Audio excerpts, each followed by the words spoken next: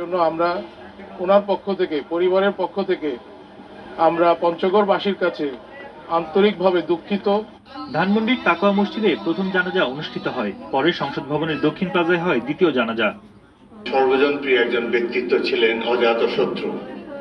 তার সম্বন্ধে কখনো কারো কাছ থেকে কোনোদিন আমরা কোনো বিরূপ মন্তব্য পাইনি। রাজনীতিবিদ হিসাবে যেভাবে সফল ছিলেন, তেমনি আইনজীবী হিসাবে সেই একইভাবে সফল ছিলেন। রাজনীতিতে তার সবচেয়ে বড় যে জিনিসটা আমাদের কাছে মনে হয় যে তিনি গণতন্ত্রের ব্যাপারে ছিলেন একেবারে অবিচল। এখানে তার আস্থা ছিল একেবারে অসাধারণ। ব্ল্যাক স্পট তার জীবনে নেই।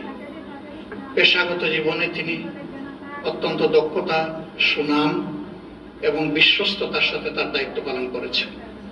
আবার রাজনীতিবিদ হিসাবে একজন সফল রাজনীতিবিদ ছিলেন।